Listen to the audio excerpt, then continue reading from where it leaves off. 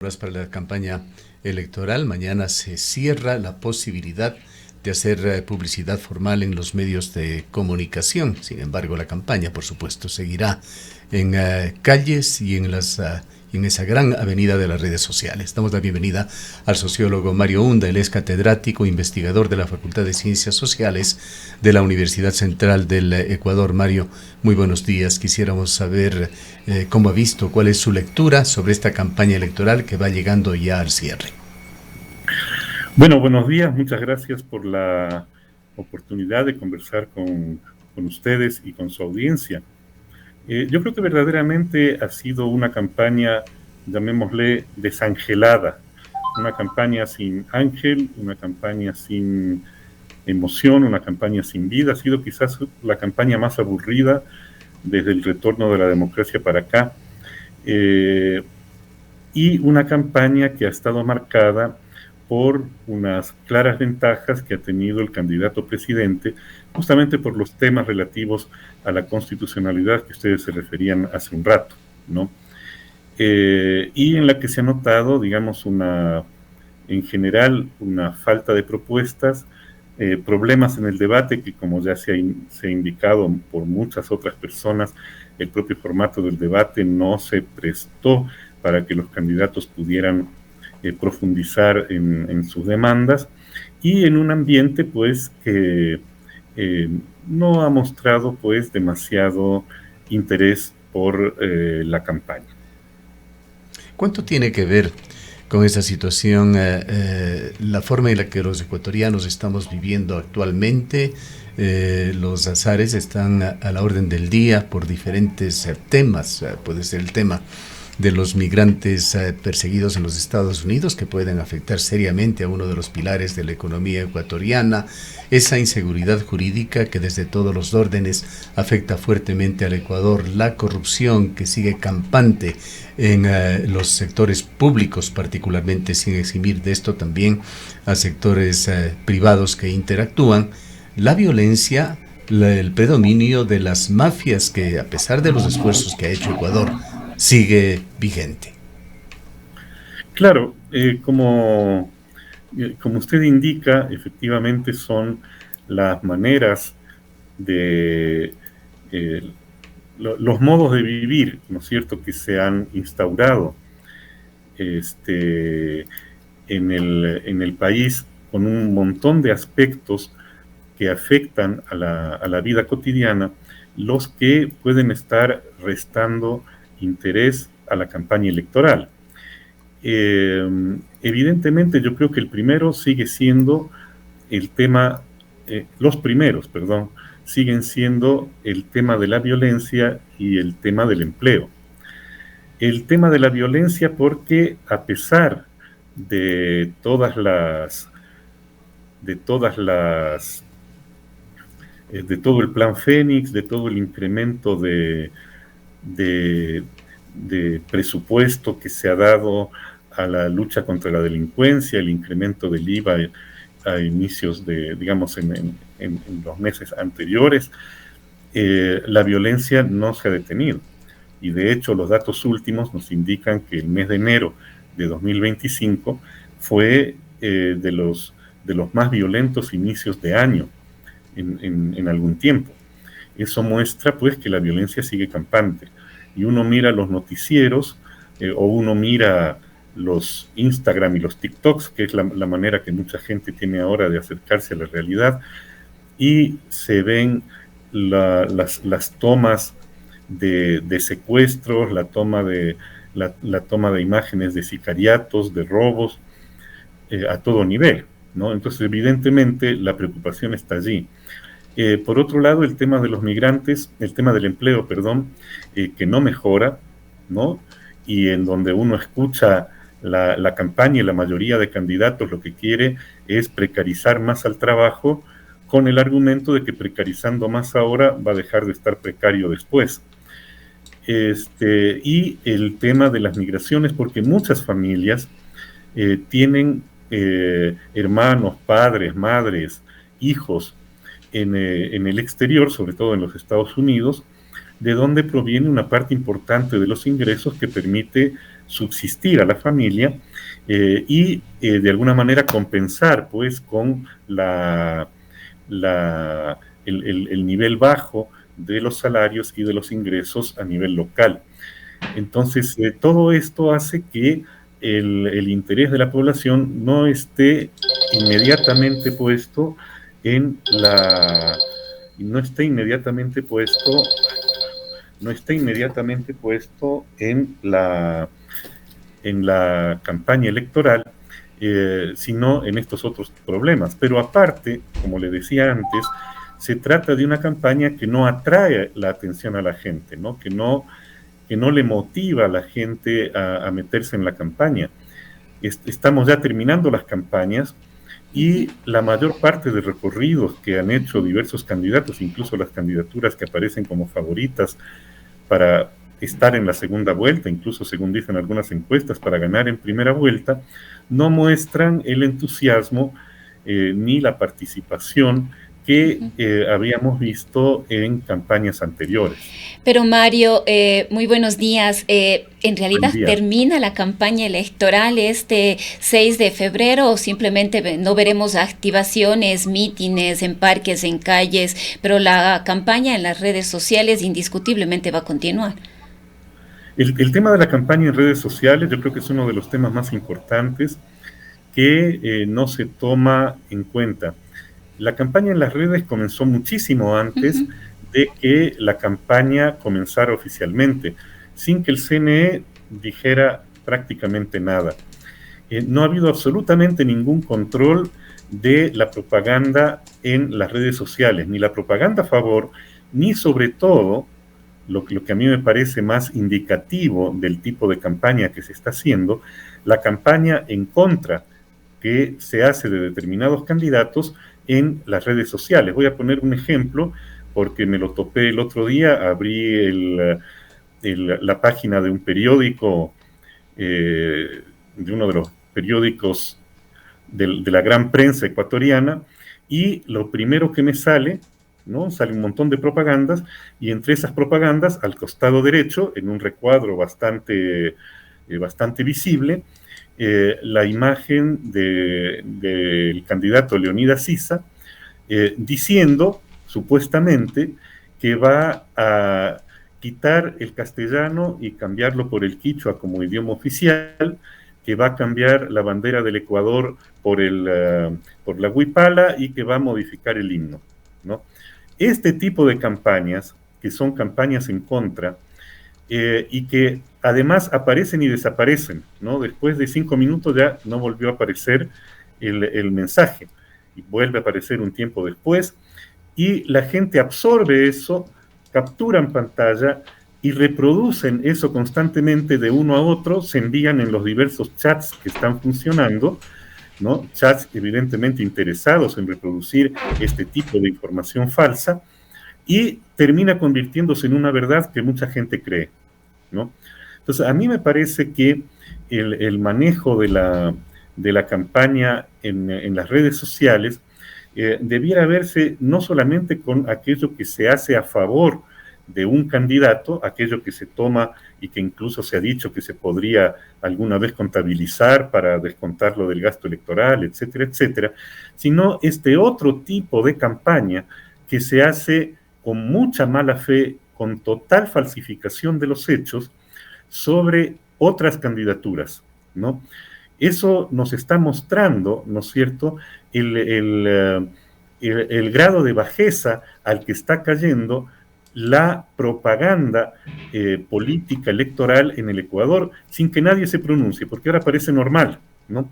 Como ya es de moda esto de los fake news, ¿no es cierto?, como incluso ya las propias redes sociales, como Facebook y como X, ¿no es cierto?, e incluso Google han dicho que ya no van a fijarse, ¿no es cierto?, en los contenidos, porque supuestamente eso altera la libertad de expresión.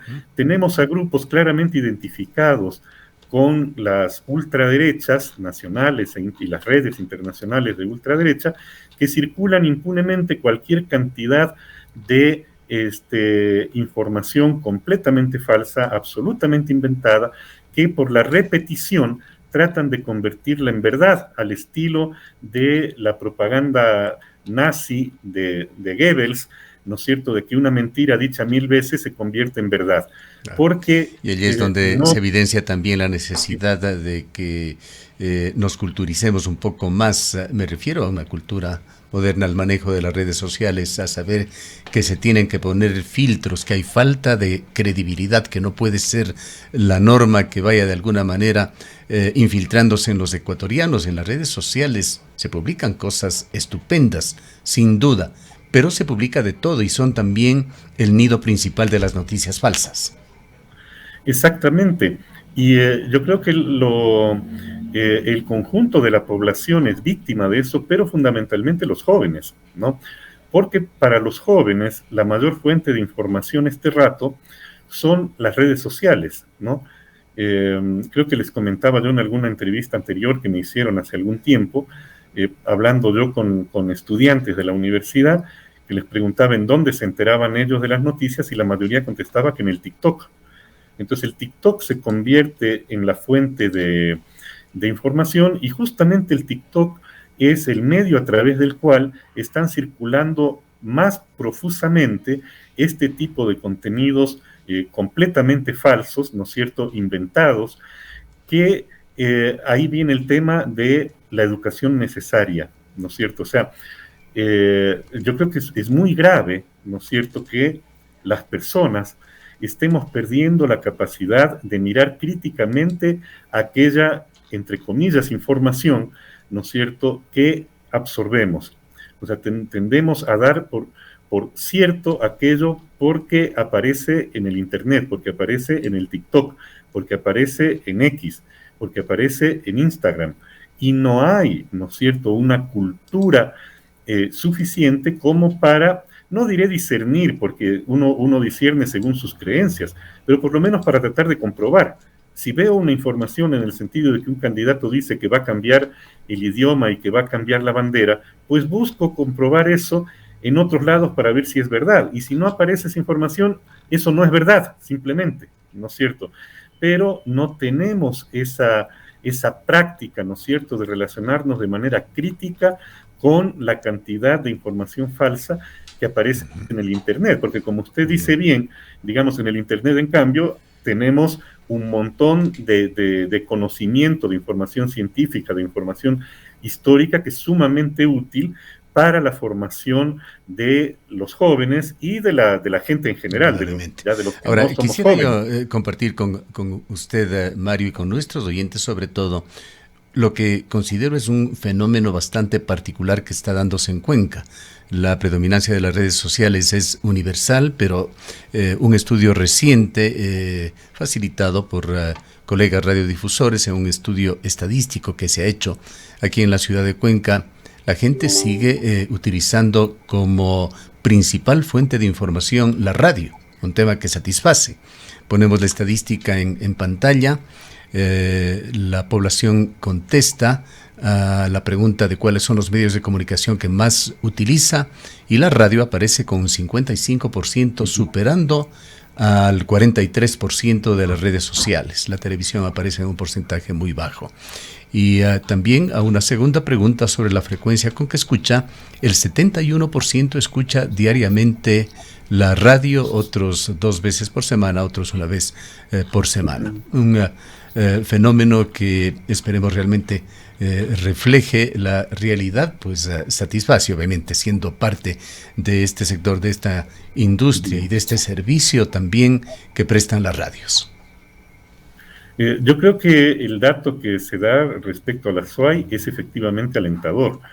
Ahora, lo que uno puede ver acá en Quito, por ejemplo, conversando con jóvenes, conversando con gente en barrios populares, es que se trata más bien de las redes sociales, el mecanismo a través del cual acceden fundamentalmente a las noticias. Ahí me parece que también desde los otros medios, como las radios, etcétera, se requiere que se haga una campaña para mantener, recuperar y ampliar audiencia, ¿no es cierto? Porque evidentemente las radios son un mecanismo mucho más fiable, ¿no es cierto?, por la seriedad de la mayoría de los medios y de gran parte de los programas, que permiten crearse mejores criterios, formarse mejores criterios, que lo que está ocurriendo con este uso abusivo, digámoslo así, de las redes sociales. Uso abusivo no por la gente que busca en las redes sociales, sino uso abusivo por aquellos grupos y sectores que utilizan las redes para desinformar. ¿Qué lecciones cree usted deberían quedar de los ecuatorianos? ¿Qué lecturas de esta primera fase de la campaña electoral ecuatoriana? De acuerdo con los estudios que hemos visto, más allá de muchos mensajes que intentan posicionar la idea de que esta campaña y este proceso electoral se definirá en una sola vuelta, la convicción más bien nos lleva a pensar de que habrá una segunda vuelta. ¿Qué conclusiones y lecciones se pueden sacar de esta primera vuelta que ojalá sean aplicadas tanto por los ciudadanos como por los candidatos para una segunda vuelta? Bueno, yo creo que la primera lección es esto alrededor de las redes sociales que comentábamos hace un rato. Una segunda lección, me parece a mí, es que ya nos debe quedar absolutamente clara la inconveniencia de que tengamos candidatos presidentes. Si un presidente quiere reelegirse, quiere volver a postular por el cargo, tiene que pedir licencia, ¿no es cierto?, dedicarse a la campaña y que otra persona de su mismo equipo pase a gobernar durante el tiempo que dura la campaña. Finalmente la campaña acá no dura prácticamente nada. La campaña formal, la campaña legal. Formal es extremadamente corta, sí es. Claro. Entonces, solamente para la legislatura son más de 2.000 candidatos en el país. Claro. Entonces digamos, con lo corto que es la campaña, es prácticamente imposible que la población en ese tiempo, además, logre identificar perfectamente a las candidaturas y a las diversas opciones que podrían representar. Quiero detenerme un poquito más en el tema del candidato presidente, sobre todo porque esto se ha sumado a los fallos, en mi opinión, ambiguos, de la propia Corte Constitucional, porque la Corte ha eludido permanentemente desde el primer momento pronunciarse sobre la separación de la vicepresidenta, que es de donde parte todo lo demás, porque luego la Corte dice que sí es inconstitucional que haya delegado, ¿no es cierto? Pero sobre el tema fundamental, la Corte ha evitado pronunciarse. Queda flotando por allí una lectura de que la Corte ha sido funcional a los intereses del poder. Vamos a decir que por lo menos no ha querido pronunciarse y ha dejado vía libre a lo que ha estado haciendo la presidencia de la República. Pero en momentos en que la gente requiere respuestas, no ambigüedades. Claro, y requiere respuestas claras, basadas en el ordenamiento jurídico. Acá nos llenamos la boca hablando de la necesidad de la seguridad jurídica y todo lo demás, pero seguridad jurídica parece exclusivamente para las inversiones extranjeras o para las inversiones de gran capital. Seguridad jurídica para estos elementos que son fundamentales en la vida ciudadana, eso no importa, parece, ¿no? Entonces yo creo que ahí hay un tema muy serio y muy profundo para tomar en cuenta. ¿Cómo vamos a tener un candidato que decide en qué momento es presidente y en qué momento deja de ser presidente y pasa a ser candidato, en qué momento deja de ser candidato y vuelve a ser presidente, sin pasar por las normativas legales? O sea, esto no es dable. Me parece que un tercer elemento en la campaña tiene que ver con los debates de los cuales ya se ha hablado mucho y por lo tanto solamente lo voy a dejar mencionado. Yo creo que es una buena iniciativa que existan debates, pero tienen que organizarse para que resulten siendo, primero, efectivamente debates, y segundo, que se les dé tiempo a los candidatos para que expongan sus puntos de vista. Si no, termina siendo pues algo anecdótico. Me parece que un siguiente elemento tiene que ver con los propios candidatos y los partidos. El tema es que nosotros seguimos observando que hay muchos partidos que presentan candidaturas que no provienen de sus filas, que es lo que se ha llamado en general partidos de alquiler. Acá en el Ecuador hemos utilizado mucho el término, que muestra la debilidad del sistema político ecuatoriano, la el debilidad sistema de de los partidos partidos. que tiene un fracaso en Ecuador. Andrea González, por ejemplo, una de las candidatas que logró salirse del último grupo, pero tampoco entrar en franca competencia, agradecía, decía, no soy de Sociedad Patriótica, tengo mi propio programa de gobierno, pero agradezco el que Sociedad Patriótica me haya dado acogida, porque de otra manera, con el sistema político ecuatoriano, una persona que quiere servir a su país no puede ser candidato. Lo que pasa es que esto requiere reformas serias en todo sentido, ¿no es cierto?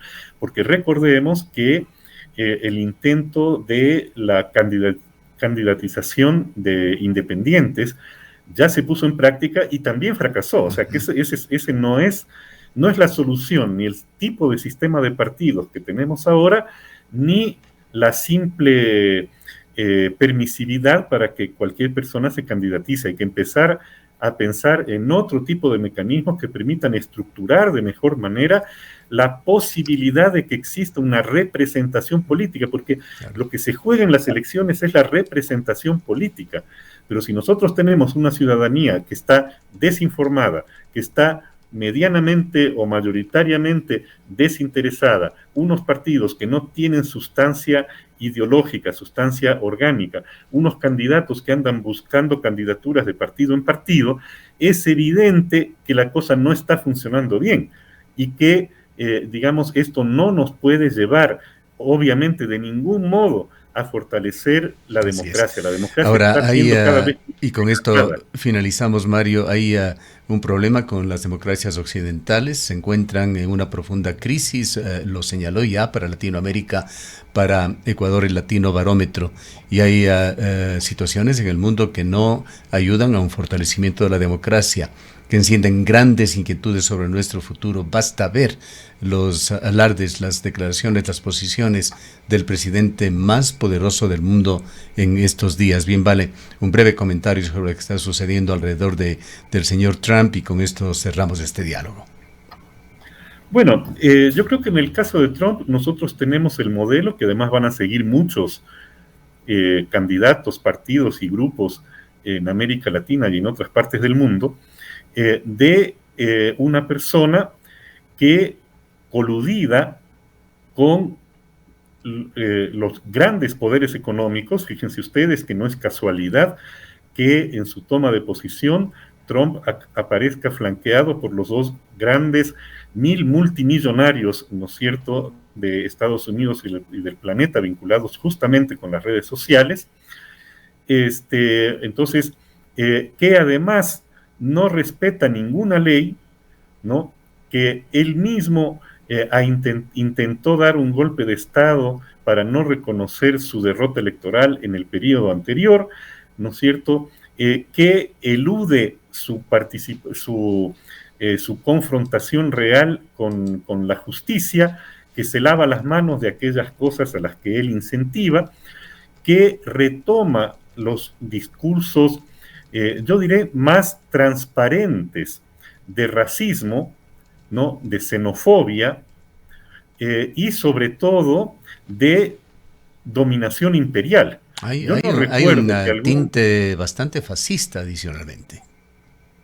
Lo que pasa es que es esa combinación, ¿no es cierto?, yo diré, el imperialismo tradicional, aquel que andaba tomándose países y territorios a su gusto. Entonces Trump declara que quiere volver a ocupar el canal de Panamá y de allí el país entero, que quiere tomarse Groenlandia, que quiere tomar parte de Canadá, ¿no es cierto?, que quiere subordinar a México, incluso cambiar el nombre del Golfo de México. Yo digo, las declaraciones más abiertamente colonialistas e imperialistas que hemos escuchado desde finales del siglo XIX. Acabó de anunciar, dicho sea de paso, el día de ayer, que convertirá a Gaza en alguna especie de paraíso turístico y que los habitantes de Gaza tendrán que emigrar. Ya ha dicho, me parece, que a Jordania y a Egipto. Y eso es lo que muestra también el rasgo fascista que usted señalaba hace un rato, el rasgo de la limpieza étnica, que es lo que caracterizó al fascismo, al nazismo, en periodo anterior a la Segunda Guerra Mundial y que es parte de las políticas que lleva a la Segunda Guerra Mundial. Yo creo que el planeta entero, ¿no es cierto?, se encuentra ahora en uno de los riesgos más grandes desde el fin de la Segunda Guerra Mundial, porque además de eso, nosotros vemos una total inoperancia de los organismos internacionales que deberían al menos pronunciarse retóricamente sobre estos hechos, si es que supuestamente fueron creados, ¿no es cierto?, para salvaguardar la paz del mundo. Naciones Unidas está jugando el mismo papel que la Corte Constitucional acá en el Ecuador, es decir, absolutamente nada, ¿no es cierto? Y una subordinación de los poderes de otras naciones, por ejemplo, Europa, está absolutamente subordinada a cualquier cosa que digan los Estados Unidos, que muestra que evidentemente, ¿no es cierto?, si es que la cosa sigue así, nos encaminamos a unos años realmente bastante tenebrosos para el conjunto de la humanidad. Bien. Queremos agradecerle mucho por su visión y sus comentarios compartidos, sociólogo Hunda. No, al contrario, yo soy el agradecido con ustedes. El sociólogo Mario Hunda es catedrático e investigador de la Facultad de Ciencias Sociales de la Universidad Central del Ecuador. Son las 8:49.